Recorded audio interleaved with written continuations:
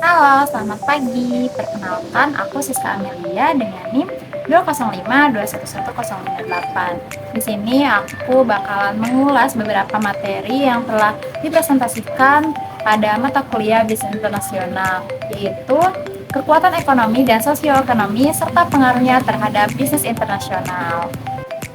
Nah, sebelumnya kita harus tahu nih, apa sih tujuan dari analisis ekonomi internasional itu? Tujuannya yaitu untuk menilai prediksi dari keseluruhan perekonomian dan kemudian menilai dampak dari perubahan perekonomian tersebut. Kemudian ada beberapa dimensi ekonomi dan relevansi pada bisnis internasional, yaitu yang pertama, dimensi sosioekonomi, yang kedua, dimensi ekonomi sosial lain, dan yang ketiga yaitu dimensi industri. Nah, bicara soal pertumbuhan ekonomi, ada salah satu perusahaan yang persaingannya sangat ketat, yaitu pada perusahaan manufaktur, yang dimana salah satunya adalah perusahaan yang menghasilkan produk semen. Nah, kali ini saya akan mengambil salah satu contoh pertumbuhan ekonomi pada perekonomian PT Semen Indonesia, yang dimana PT Semen Indonesia merupakan produsen semen terbesar di Asia Tenggara dengan kapasitas sebesar 30 juta ton per tahun dan penguasaan pasarnya yang begitu baik. Kemudian saat ini PT Semen Indonesia sedang menghadapi tantangan besar untuk bersaing dengan kompetitor asing maupun kompetitor di dalam negerinya sendiri. Halo, perkenalkan nama aku Siska Amelia. Halo, hari ini saya berniat untuk survei data pembangunan.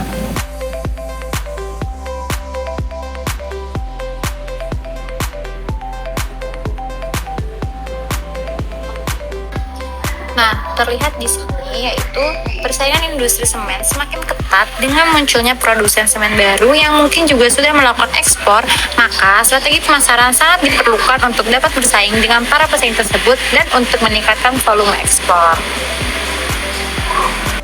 Nah, sekarang aku ada di sebuah proyek pembangunan yang sedang proses, di mana pembangunannya tentunya memakai semen. Nah, bisa kita lihat pembangunan ini pasti tentunya memakai semen nih. Ini udah ada beberapa semen yang dipakai oleh proyek pembangunan. Oke, say hello Mas.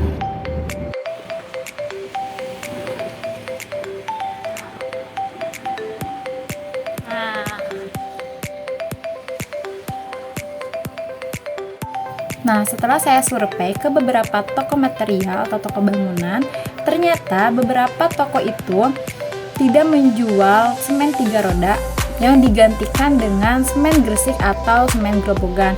Ternyata setelah saya melihat beberapa fenomena, semen 3 roda sedang mengalami penurunan sebesar 1,3% dari 2022 ke 2023 ini. Nah, pemasok semen 3 roda ini hanya berfokus di daerah Jabodetabek atau di daerah Jawa Barat. Akan tetapi, INTP sedang berusaha untuk memasok lebih ke daerah Jawa Tengah. Karena terjadinya penurunan penjualan semen 3 roda di daerah Jawa Tengah ini diakibatkan oleh banyaknya pemasok dari semen-semen merek lain seperti semen Gresik, semen Dinamik, dan semen lainnya. Oke guys, itu tadi beberapa cuplikan video atau penjelasan tentang bisnis internasionalku. Terima kasih, see you next time.